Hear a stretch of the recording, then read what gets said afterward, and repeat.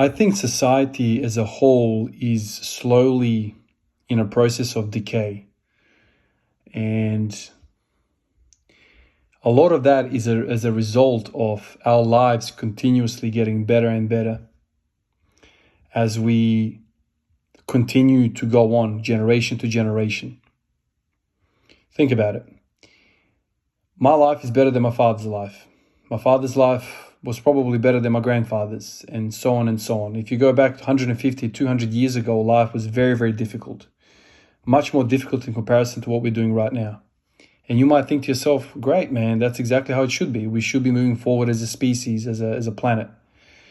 And to that I say, yeah, of course, it's the natural progression of evolution. That's exactly what's going to happen.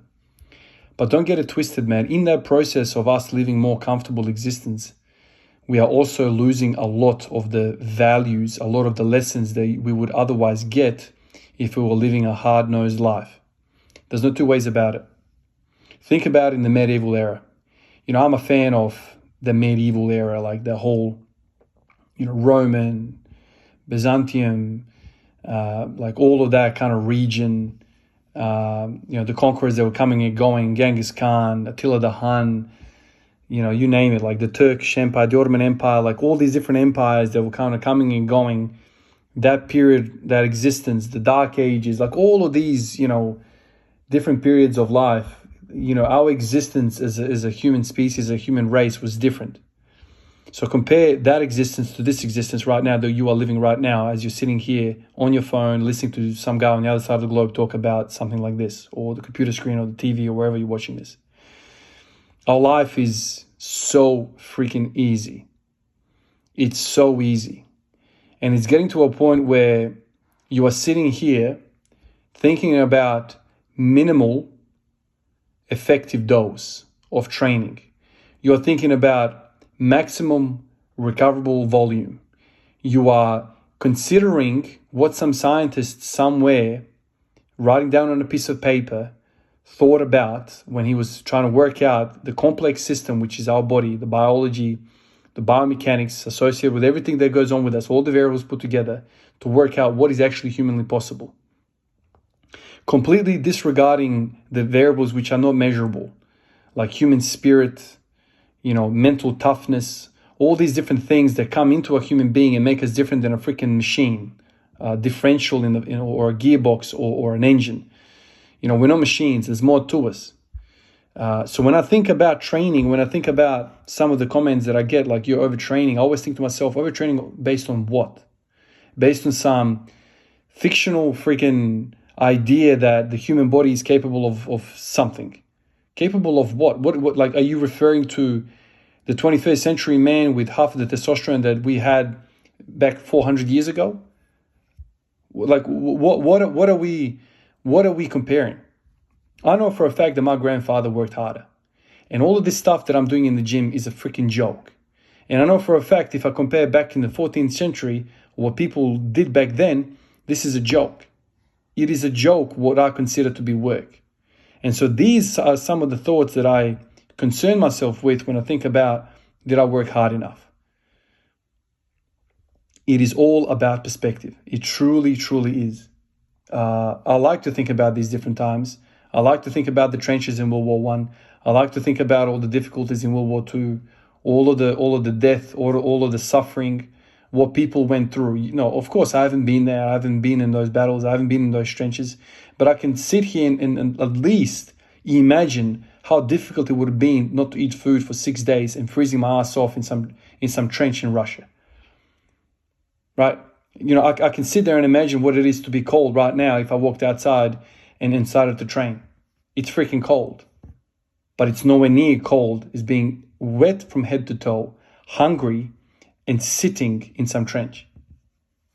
What are we talking about? And I don't know if enough of us think about history. I don't think enough of us think about the totality of human existence. Our genes come from somewhere. And in our genes, there is memory of how difficult the existence was in the past. So these are some of the thoughts that I think about when I start to kind of worry about how much am I training. I just think to myself, how much of this fatigue that I'm feeling is actually mental rather than physical. Because I know physically my grandfather worked 10 times harder than I did. There's no doubt about that. I'm a freaking nurse, man. What do? I walk around. I'm on my feet. Big deal. I'm on my feet. Everyone's on their feet all the time. All on the feet.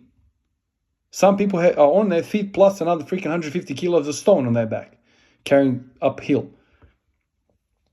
These are some of the thoughts, and maybe this is what makes me different to some of you guys who are sitting there reading a shiny new paper from Harvard talking about, squatting 3 times a week is utterly overtraining.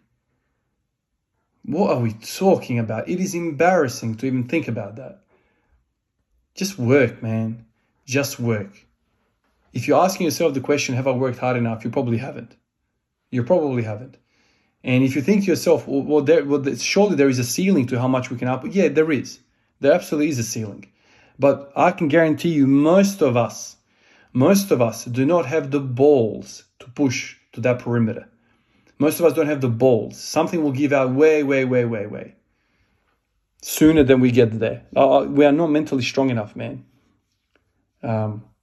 So just the act of talking about, this is too much, or this is too much, or whatever the case might be, you will know when it's too much. Okay? Don't think about it, you will know.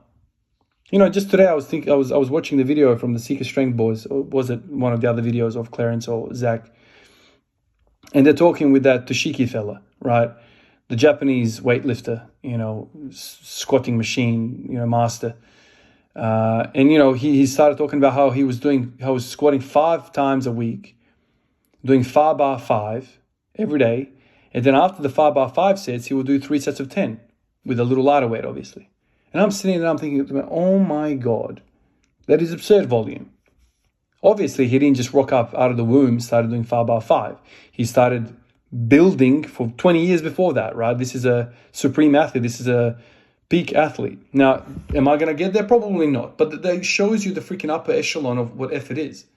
So if you're sitting there thinking to yourself, I'm squatting 2 days a week and I'm really burning myself out, think again, man. These are some of the thoughts that go through my mind, when I think about these things, purely because I'm like, okay, there must be some sort of grain scale when I think about these things. Why are we zooming into like the fine molecule of stuff? Just, okay, what did my grandfather do? What did my father do? Let's look at all the freaking, I don't know how many billions of people have lived on the planet ever since the dawn of man. Okay, where in all of this am I going to put my squatting existence in the RPE scale? Is it a 1? Is it a 1? Rate of perceived exertion? Or you think it's an 8? It's difficult to squat every day. Okay, so where do you rank being in a trench for 7 days? Cold, unfed. Where do you put that? How difficult of an existence is that? Or what about one of the fellas that was building the damn periods thousands of years ago? How difficult was that? Was that easier or more difficult than squatting every day? This is where I start to get embarrassed. It's almost embarrassing to think about it and to discuss some of these things. Oh, you're working way too hard. Ivan, you are working so hard, man. You're just a hard-working man. Are we kidding ourselves, man? Pick up any textbook and read what previous people have done. And some of these people have left these memories in our genes. You are carrying this information. These people have lived through these things and then reproduced. And these genes, there's memories in these genes of this suffering. It's all there. We live in a information age. It is all there for us to look at and be like, whoa, I am a piece of shit even thinking about that my life is hard. No, it is not. Look at fellow humans who have lived on this planet. You are living a holiday. And the fact that you are watching this video tells me your life is pretty damn good. That I'm sure some of you guys are in a pickle, sure. But most of us, let's be honest,